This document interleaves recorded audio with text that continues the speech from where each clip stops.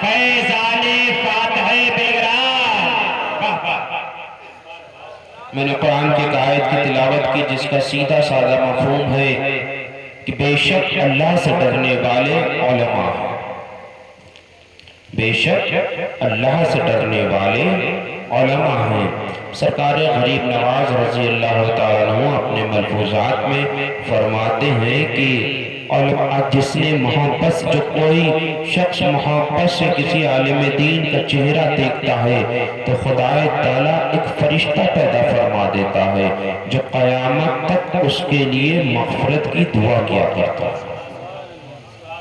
پھر خواجہ صاحب فرماتے ہیں کہ جو کسی عالم دین، جو کوئی کسی عالم دین اور مشائخ سے اپنے دل میں محبت رکھتا ہے تو خدا تعالیٰ اس کے نامہ اعمال میں 1000 سال کی نیکیاں لکھ دیا کرتا ہے، اور اگر وہ اسی محبت کے ساتھ مر جاتا ہے تو خدا تعالیٰ اس کا حشر علماء کے ساتھ کرتا ہے نا۔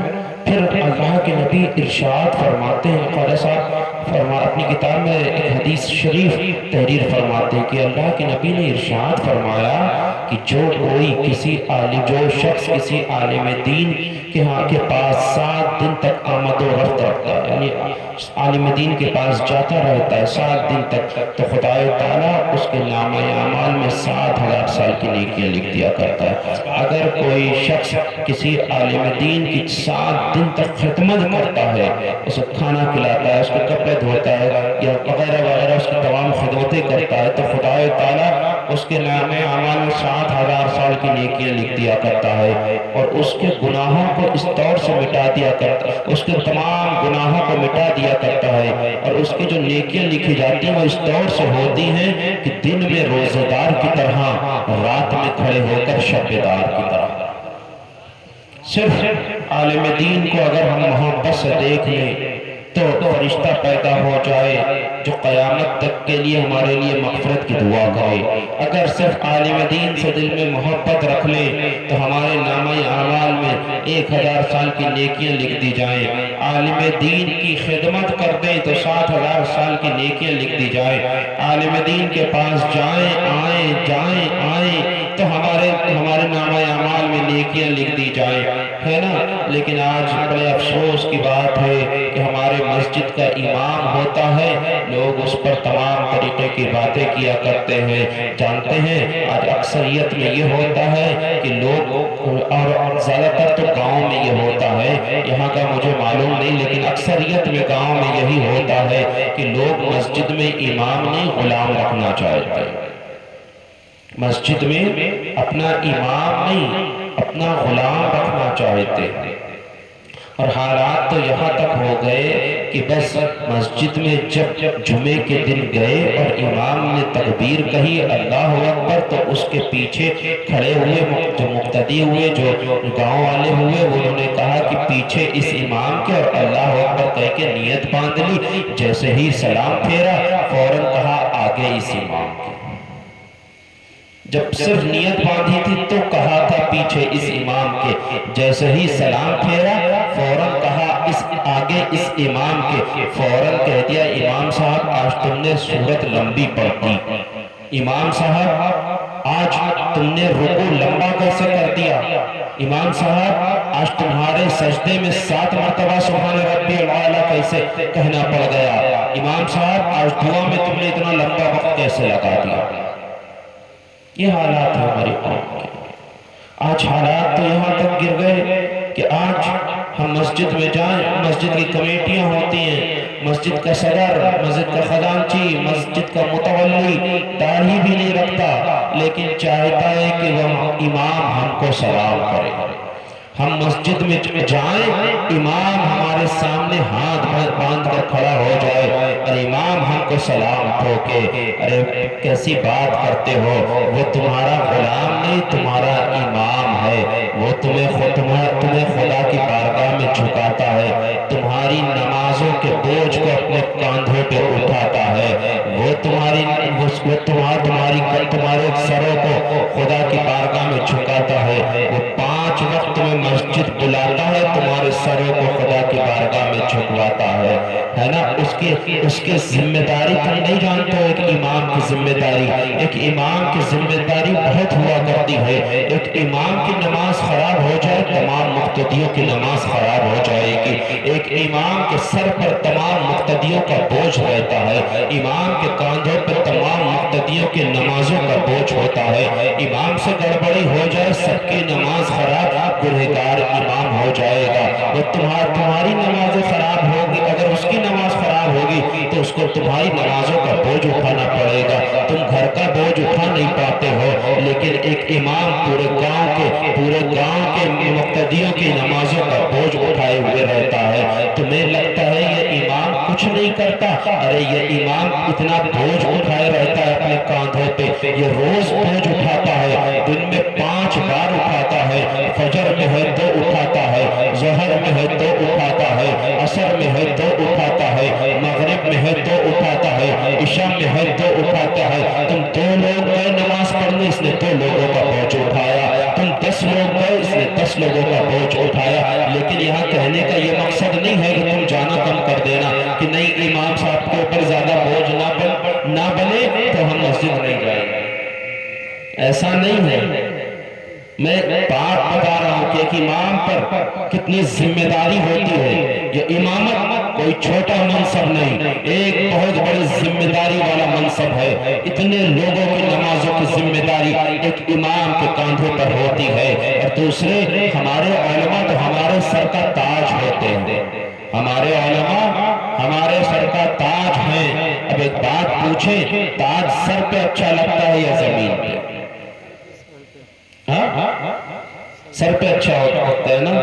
تو پھر اگر کسی اپنے ہی تاج کو گالیاں دو، اپنے ہی تاج پہ انگلی اٹھاؤ کہ یہ اچھا آدمی، یہ مولانا اچھے نہیں ہیں، فلاں مولانا اچھے نہیں ہیں. تم جانتے ہو حضرت محدث دہلوی فرماتے ہیں جو کسی عالم دین کو برا کہے، اس کی ذات میں کمی نکالے، اسے حقارت کی نظر سے دیکھے تو خدا تعالیٰ اس کی 10 نسلوں میں کوئی عالم دین نہیں پیدا فرماتا.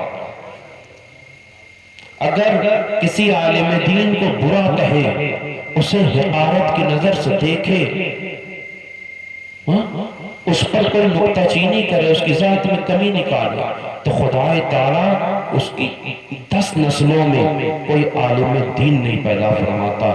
تم سوچو گے کہ ارے تو کیا ہوا، یہ کوئی کم چھوٹی سزا نہیں ہے. العلماء ورثۃ الانبیاء کل آیا ہے. علماء انبیاء کرام کے علم کے وارث ہیں. تمہارا بیٹا ہوتا ہے تمہاری جائیداد کا وارث بن جائے گا، لیکن نبیوں کا علم کا وارث نہیں بن پائے گا. تمہارا بیٹا نبیوں کا علم کا وارث تبھی بنے گا جب وہ عالم دین بنے گا، ہے نا. تو خدا تعالیٰ 10 نسلوں سے 10 نسلوں میں کوئی عالم دین نہیں پیدا فرماتا. اور امام جلال الدین سیوطی حضرت امام حسن بصری فرماتے ہیں اگر یہ علماء دین نہ ہوتے تو عوام ڈنگروؤں جیسی زندگی گزار رہی ہوتی. اور پھر حضرت امام جلال الدین سیوطی فرماتے ہیں کہ اگر کوئی کسی عالم ربانی کو حقارت کی نظر سے دیکھے تو اس کی قبر کو کھود کے دیکھ لینا، اس کا چہرہ قبلہ کے روح سے پھیر دیا گیا ہوگا. ایک خواجہ غریب نواز نے اپنے ملفوظ، بہت غور سے میری بات سننا، امام پر طنز کرنے والے اگر کوئی اس میں ایسا بیٹھا ہو جو اپنے امام کو برا کہتا ہو، جو امام صاحب سے لڑتا ہو، امام صاحب پر کوئی انگلی اٹھاتا ہو، تو وہ ضرور میری بات کو غور سے سنے اور سچے دل سے توبہ کرے. خواجہ غریب نواز اپنے ملفوظات میں فرماتے ہیں پہلے زمانے میں ایک شخص تھا جو علماء اور مشائخ کو دیکھ کر روگردانی کیا کرتا تھا، یعنی کہ علماء اور مشائخ کو دیکھ کر اپنا چہرہ پھیر لیا کرتا تھا. جب اس کا انتقال ہو گیا، جب وہ مر گیا، تو دنیا کا ایک دستور ہے، ایک طریقہ ہے، ایک ریت ہے، ایک رسم ہے، ایک رواج ہے کہ جب کوئی مر جاتا ہے تو اس کا چہرہ قبلہ رو کیا جاتا ہے نا. یہ دنیا کا دستور ہے. جب اس شخص کا انتقال ہوا تو لوگ اس کا چہرہ قبلہ رو کرنے لگے. اب اس کا چہرہ قبلہ کی طرف نہ ہو رہا، اب اس کا چہرہ قبلہ رو نہ ہو رہا. لوگوں نے بار بار اس کا چہرہ کعبے کی طرف کرنا چاہا، لیکن چہرہ ہے آٹومیٹک پھر جاتا ہے. جب لوگوں نے زیادہ کوشش کی تو ایک آواز آئی کہ یہ دنیا میں علماء اور مشائخ سے روگردانی کیا کرتا تھا، علماء اور مشائخ کو دیکھ کر اپنے چہرے کو پھیر لیا کرتا تھا، میں نے اپنی رحمت سے اس کے چہرے کو پھیر دیا ہے اور میں بروز محشر اس کا حشر رچ کی شکل میں کروں گا۔ علماء اور مشائخ پہ سے صرف کوئی ان کو برا جان طرف سے چہرہ پھیر لے تو خدا تعالیٰ مرنے کے بعد اس کا چہرہ کعبے کی طرف سے پھیر دے اور بروز محشر اس کا حشر رچ کی شکل میں کرے، یہ کیا کم عذاب ہے؟ ہمیں تو چاہیے کہ ہم اپنے علماء اکرام کی عزت کریں، ان کی تعظیم کریں۔ ایک بات تم سے کہیں، علماء کا چہرہ دیکھنا ثواب ہے۔ علماء کا چہرہ دیکھ کر محبت سے چہرہ دیکھنے پر ایک فرشتہ پیدا ہوتا ہے جو قیامت تک کے لیے مغفرت کی دعا کرتا ہے۔ ہمارا کام ہے اپنے علماء کی تعظیم کرنا، اپنے علماء کو چہرے کو دیکھ کر اپنے نامہ اعمال میں نیکیاں لکھانا۔ ہم اپنا کام کرتے رہیں۔ اگر کسی عالم دین کی، کسی مولانا سے آپ کی کوئی کسی بات سے آپ کو تکلیف ہے، آپ کو پریشانی ہے، تو وہ جانے، اس کا خدا جانے۔ ہمارا کام ہے ان کے چہرے کو دیکھ کر ثواب حاصل کرنا۔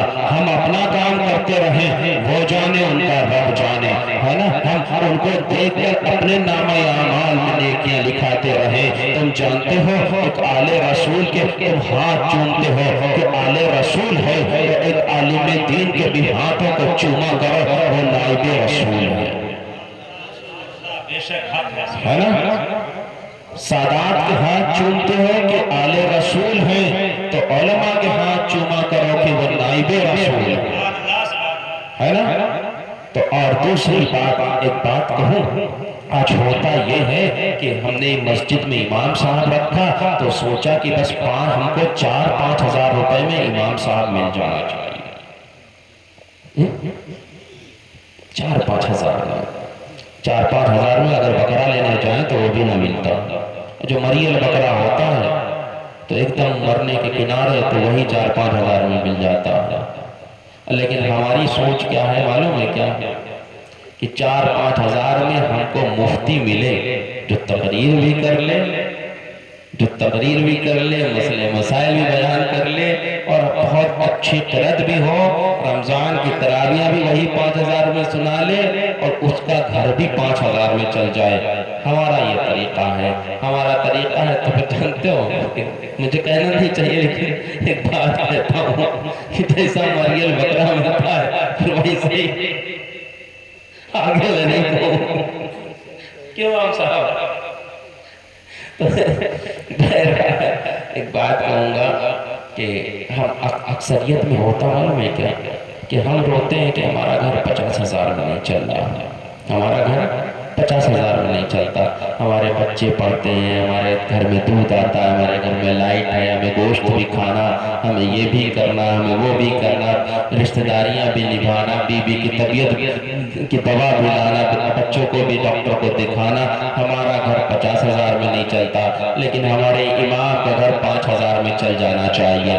امام صاحب اچھے کپڑے بھی پہنے ہوں 5 ہزار میں، امام صاحب کی بیوی بیمار ہو جائے تو اسی 5 ہزار میں علاج کرائیں۔ امام صاحب کے گھر میں اگر امام صاحب اپنی رشتہ داریاں بھی اسی 5 ہزار میں نبھائیں، امام صاحب اپنے گھر میں شادیاں بھی اسی 5 ہزار میں کریں، امام صاحب کا بچہ اچھے اسکول میں بھی اسی 5 ہزار میں پڑھنے لگے۔ لیکن جانتے ہو اگر 5 ہزار ہم نے تنخواہ امام کی تنخواہ رکھی، تو اگر کسی دن ہم نے امام کے بچے کو نیا کپڑا پہنے دیکھ لیا تو ہم نے کہا کہ آج امام صاحب کا بچہ نیا کپڑا پہن کے گھوم رہا، پتہ کرو کہاں سے ان کے گھر میں نیا کپڑا آ گیا۔ پھر ہم اس کے کھوج میں لگ جاتے ہیں، اس کی جاسوسی میں لگ جاتے ہیں، امام صاحب کے ہاں بچہ نیا کپڑا پہنے، میرا بیٹا روز ارمانی کے سوٹ پہن کے نئے سوٹ پہن کے گھومے، ہمیں کوئی پرواہ نہیں، لیکن امام کا بچہ نیا کپڑا پہن لے تو ہماری نظروں میں کھٹکنے لگتا ہے۔ اگر امام کے گھر سے ہفتے میں ایک دن مرغے کے گوشت کی خوشبو آ جائے تو پورے محلے کو تکلیف پیدا ہو جائے۔ آج امام صاحب کے گھر سے سالن مرغے کے سالن کی خوشبو آ رہی،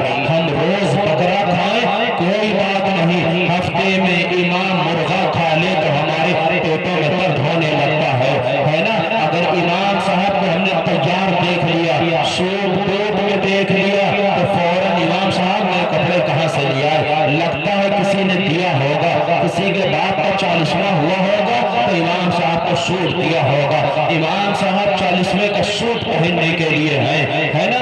آج ہماری سوچیں یہ بن گئی ہیں, لیکن تم جانتے ہو اگر دنیا کے سب سے عیاش لوگ, آج دوسری بات یہ کہ علماء میں اپنے ہی علماء میں برائیاں نکالی جاتی ہیں. فلاں مولانا ایسا ہے, فلاں عالم ایسا ہے, فلاں نے یہ کیا, فلاں نے وہ کیا. لیکن جانتے ہو دنیا کے سب سے عیاش عیسائی ہیں. دنیا میں اگر تم تاریخ یا مطالعہ کرو گے تو ان عیسائیوں کے پادریوں کو ہمیشہ سے بڑا عیاش پاؤ گے. لیکن ان کے کہاں اپنے رہبروں کے ادب کو دیکھو. جب کوئی شخص کوئی گناہ کر دیتا ہے تو اپنے گرجا گھر میں جاتا ہے. ان کے گرجا گھر میں ایک کانفرنس روم بنا ہوتا ہے. وہ اس روم کے پاس جاتا ہے. اس روم کے اندر پادری کھڑا ہوتا ہے. وہ پادری کے سامنے اپنے گناہوں کو قبول کرتا ہے, اپنے گناہوں سے توبہ کرتا ہے, کیونکہ وہ جانتا ہے یہ میرا راہب ہے, یہ میرا رہبر ہے, یہ میرا راہب ہے.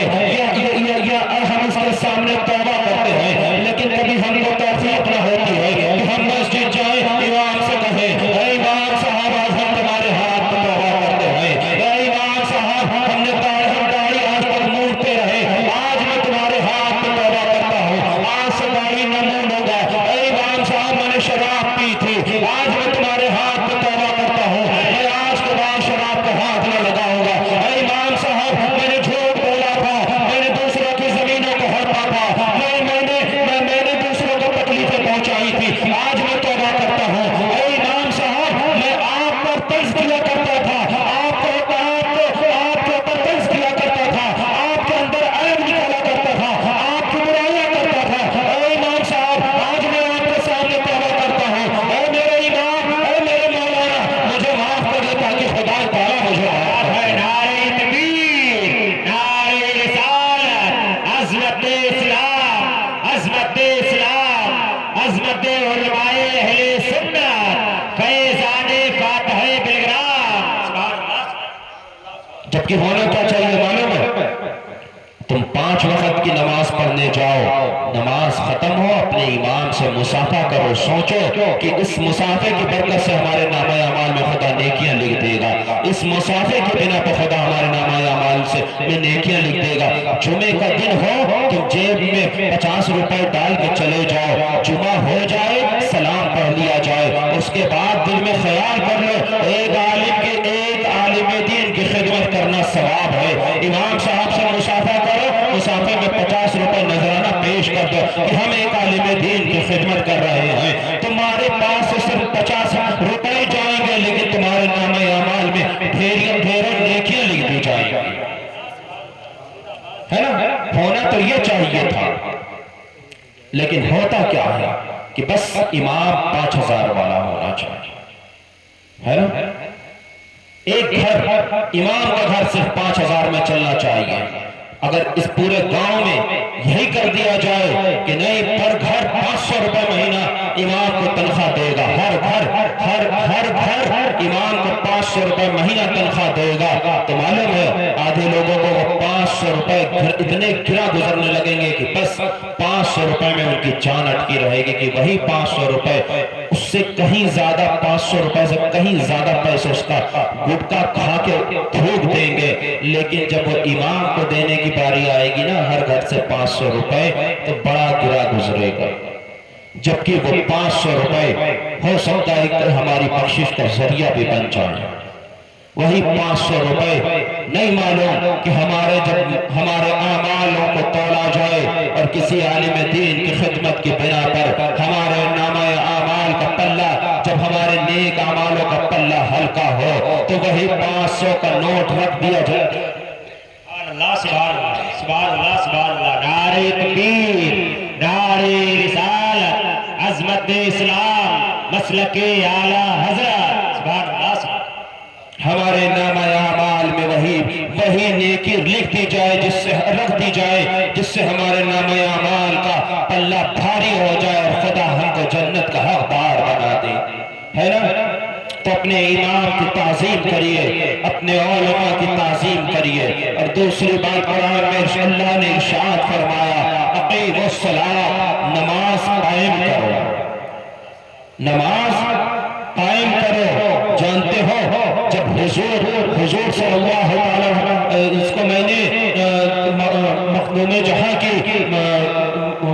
مقصدی جو ان کی کتاب ہے، تو اس میں نے ایک حدیث پڑھی کہ اللہ کے نبی جب بے چین ہو جایا کرتے تھے تو اس وقت ارشاد فرماتے تھے، اے بلال مجھے آذان سے مجھے نماز سے راحت پہنچا۔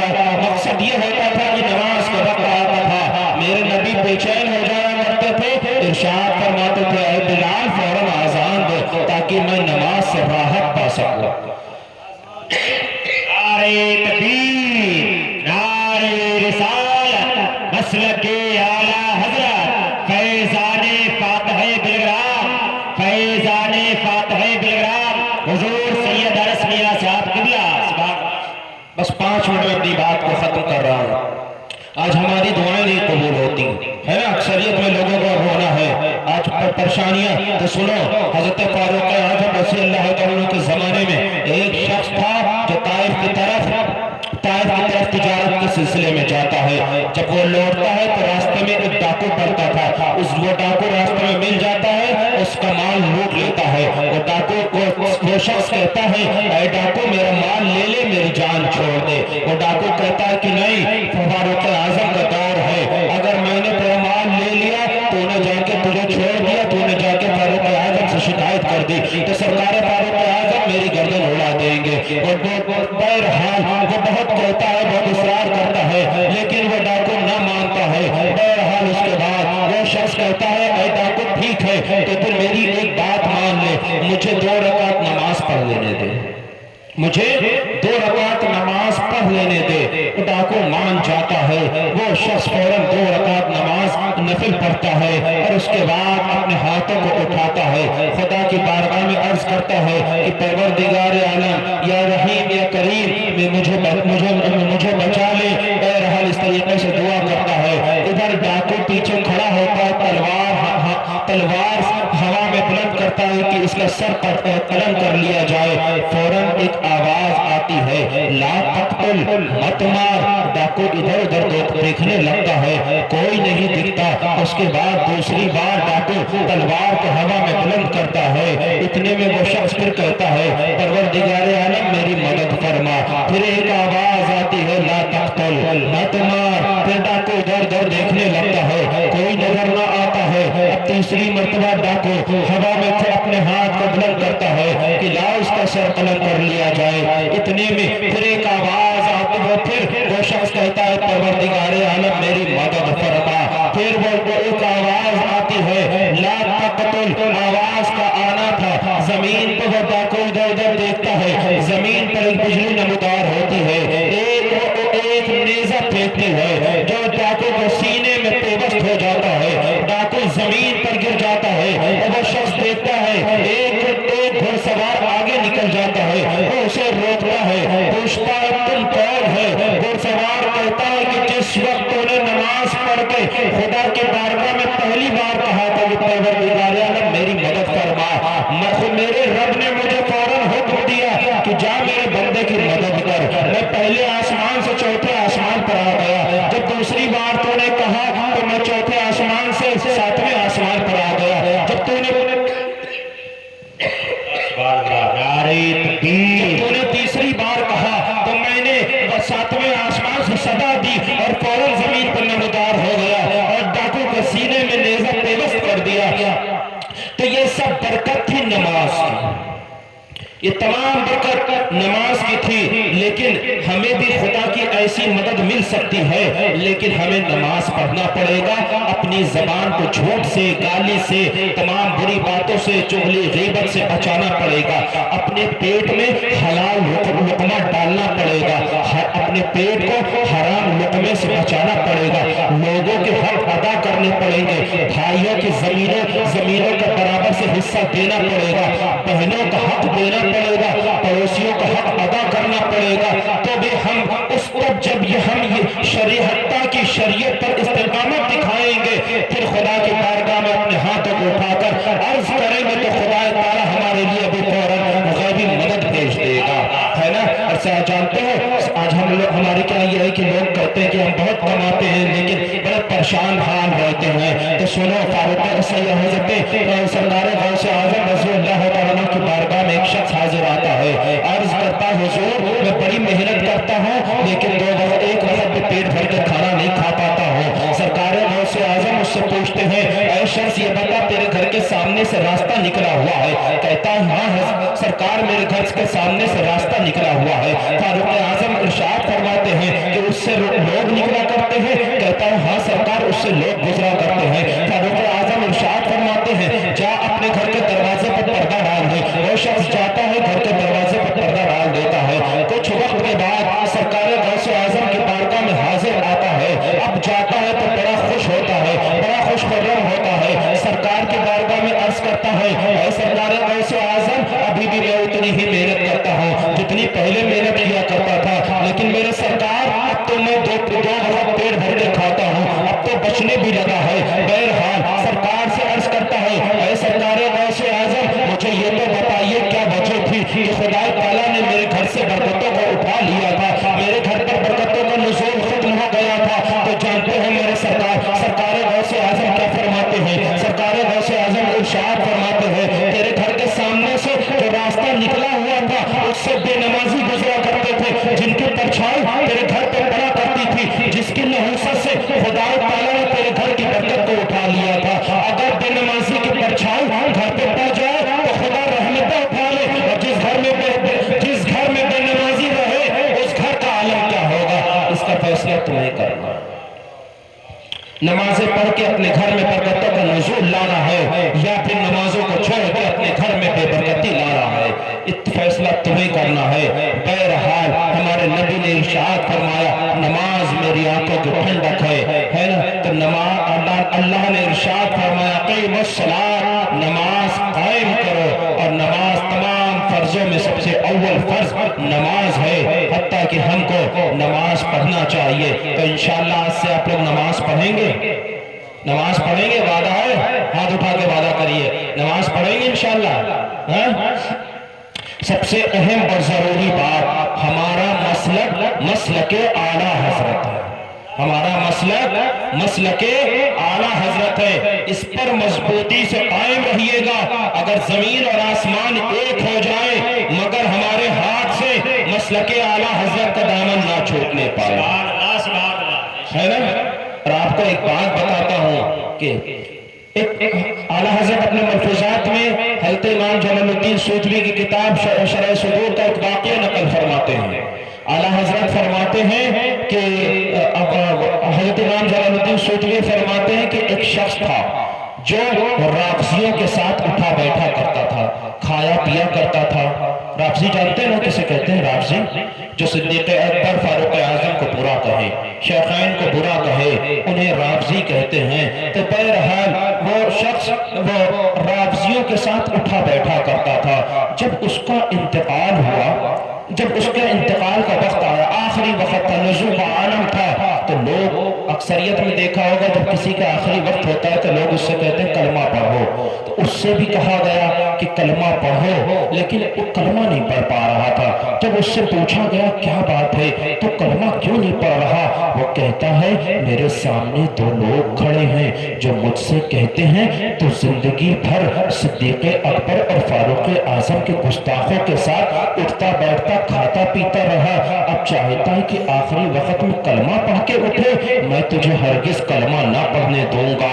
اب ایک بات بتائیے، جب صدیق اکبر اور فاروق اعظم کے گستاخوں کے ساتھ اٹھنے بیٹھنے والے کو آخری وقت کلمہ نہ پڑھنے دیا جائے تو مصطفیٰ کے غداروں کے ساتھ کھانا پینا اٹھنا بیٹھنا رشتہ داری کرنے والے کے ساتھ کیا ہوگا اللہ ہی بہتر جانے، اللہ ہی بہتر جانتا ہے۔ لیکن جانتے ہیں آپ حضرت ایک اعلیٰ حضرت نے اپنے ملفوظات میں ایک اور واقعہ نقل فرمایا۔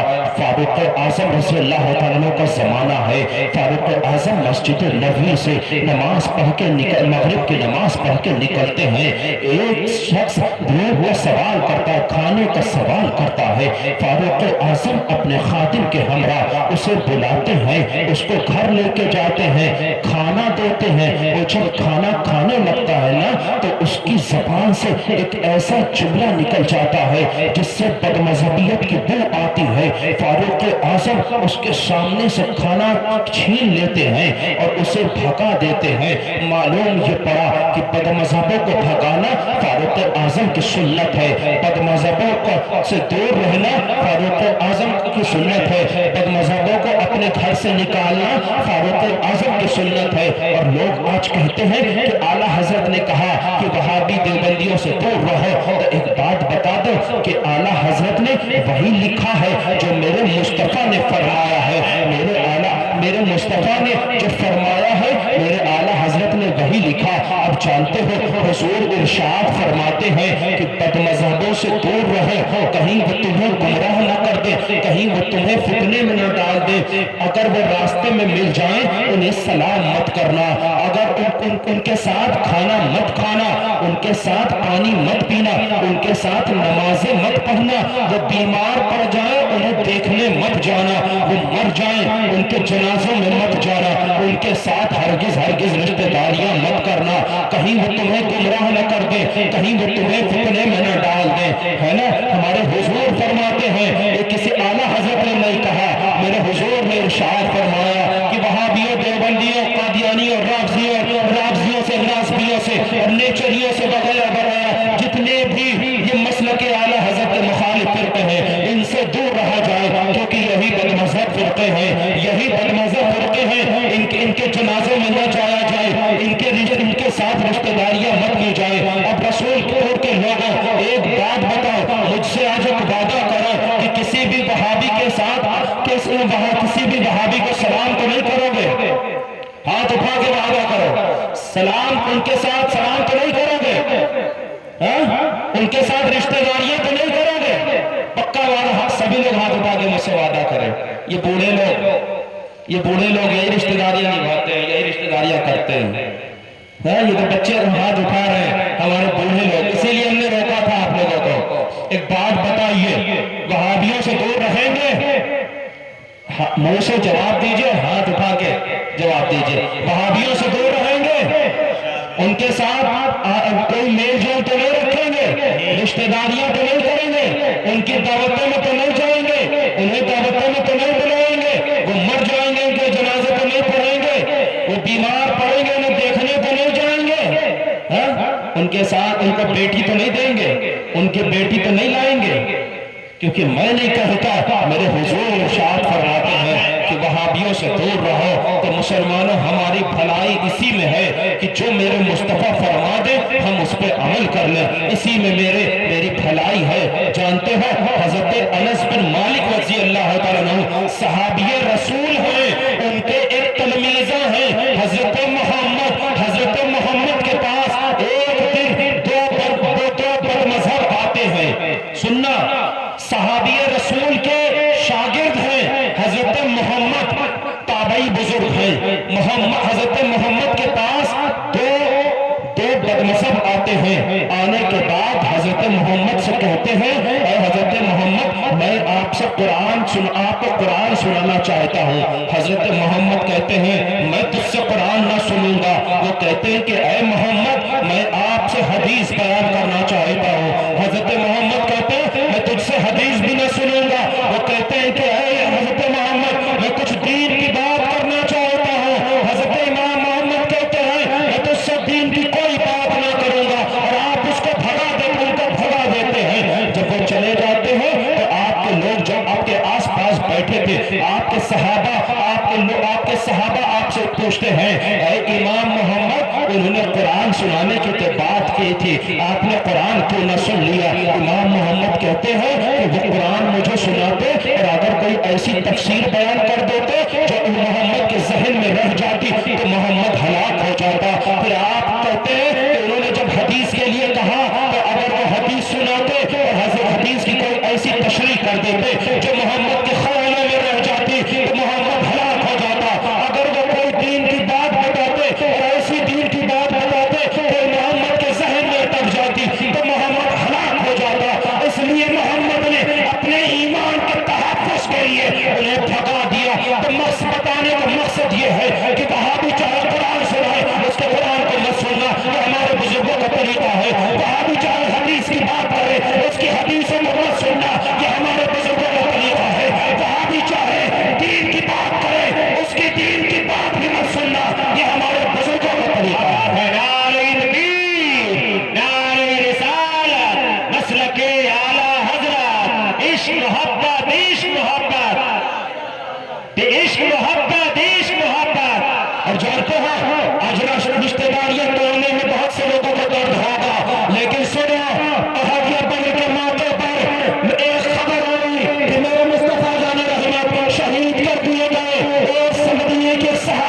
یہ خبر پہنچتی ہے، صحابیہ میدان کی طرف چلتی ہے، راستے میں ایک شخص ملتا ہے، صحابیہ اس سے پوچھتی ہے اے شخص یہ بتا میرے مصطفیٰ خیریت سے ہے؟ وہ کہتا ہے صحابیہ مجھے مصطفیٰ کے بارے میں نہیں معلوم، اتنا معلوم ہے تیرا بیٹا قتل کر دیا گیا۔ صحابیہ کہتی ہے میں نے بیٹے کے بارے میں نہیں پوچھا، مصطفیٰ کے بارے میں پوچھا ہے۔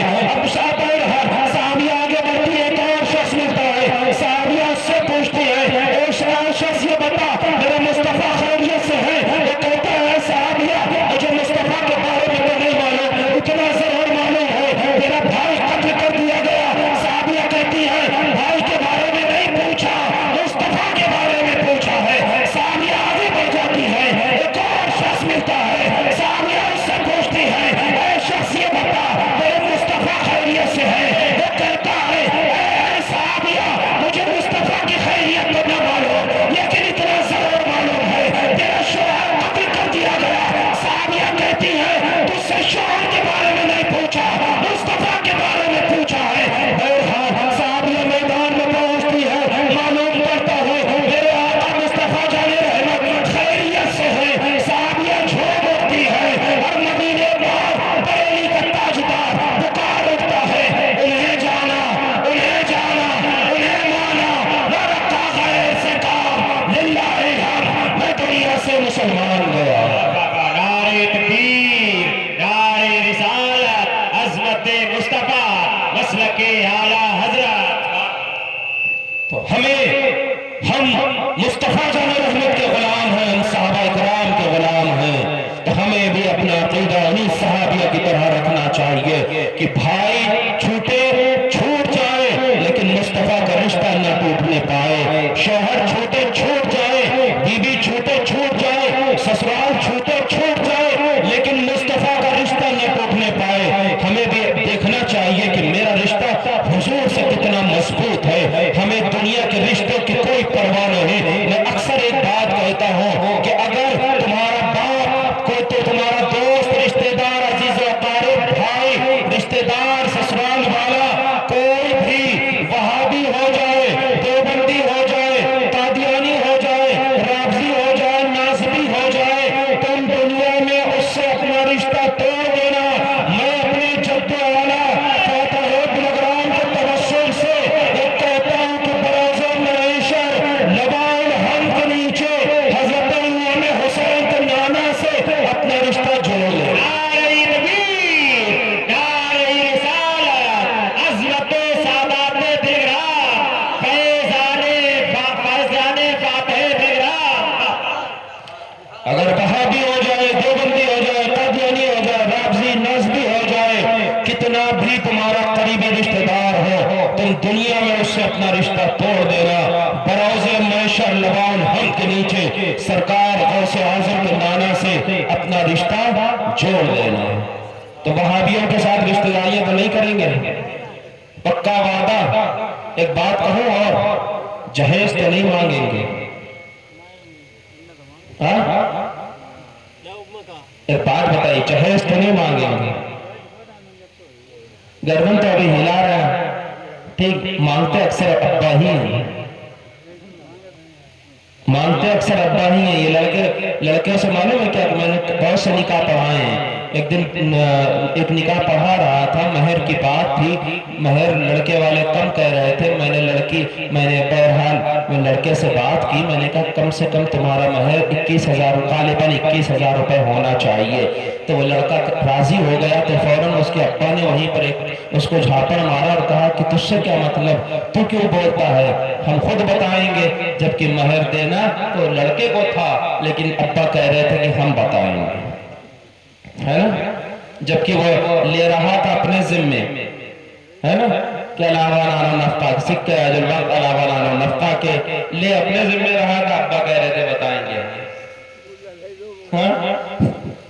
اکثر نکاح پڑھاؤ تو لڑکا کہتا ہے ابا سے پوچھ لو، ابا بتا دیں گے، ہے نا۔ جہیز مانگتے وقت بھی ابا ہی آگے آتے ہیں کہ ہمارے لڑکے کی شادی تو فلاں جگہ ہو رہی تھی، وہاں 4 پہیا مل رہی تھی، ہم نے تمہارے کیا کی جھوٹ، کہیں نہ 4 پہیا نہ 6 پہیا مل رہی، 2 پہیا مل نہیں رہی تھی، لیکن جھوٹ کہ وہاں 4 پہیا مل رہی تھی، ہمارا لڑکا ایسا ہے ویسا ہے، پھر ساری حقیقتیں پل پٹی تو شادی کے بعد کھلتی ہے کہ کیسا ہے، کھرا سونا یا کھوٹا سونا۔ شادی سے پہلے کہ دنیا بھر کی چھوٹی باتیں کہ ہمارے لڑکے کی شادی تو فلاں جگہ امریکہ سے رشتہ آیا تھا، امریکہ سے رشتہ آیا ہے، اور جب امریکہ سے رشتہ آیا تو کر کہے نہیں دیا، تو پھر یہاں کا رسول پور کے قریب میں کہے چلے گئے؟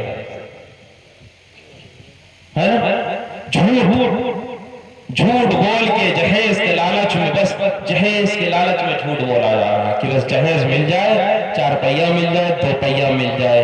نہیں، ہمیں خدا نے یہ ہاتھ دیے ہیں۔ اور جانتے ہو ابھی مولانا مونی صاحب قبلہ بیان کر رہے تھے، اصلی مرد ہر چیز میں بس عورت کو مار لینا، کہتے ہیں مردانگی ہے ہماری، عورت کے اوپر غصہ اتار لینا مردانگی ہے میری۔ مردانگی تو اس میں تھی کہ اپنی عورت کو بغیر پردے گھر سے نہ نکلنے دیتے، مردانگی تو اس میں تھی کہ جہیز لینے سے کھڑے ہوتے، جب نکاح ہوتا کھڑے ہوتے اور کہہ دیتے کہ میں بغیر جہیز کے شادی کروں گا اور اپنی بیوی کو اپنی محنت کر کے کھلاؤں گا۔ مردانگی تو اس میں تھی، ہے نا؟ جب مہر پہ لڑائی ہوتی تو کھڑے ہو جاتے کہ بیوی میری ہے، میں اس کا مہر کتنا رکھوں گا۔ ابھی جانتے ہو ایک مولانا صاحب کا میں نے نکاح پڑھایا، تو جانتے ہو ان مولانا صاحب نے اپنی بیوی کو مہر میں پورا الہ آباد کے اندر گھر دے دیا، خود اپنی خوشی سے۔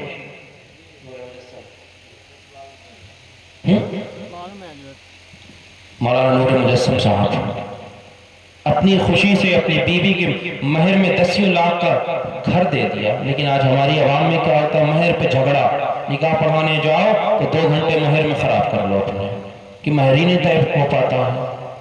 تو اگر مرد بننا ہے تو اس میں مرد بنو، ٹھیک؟ بیوی کو مار لینا یہ کوئی مردانگی نہیں ہے۔ بیوی عورت محبت کی چیز ہے۔ اللہ کے نبی نے ارشاد فرمایا کہ اپنی بیویوں کے ساتھ نرمی برتو۔ اللہ کے نبی نے ارشاد فرمایا کہ پوچھا گیا یا رسول اللہ کہ کون مومن کس مومن کا ایمان افضل ہے؟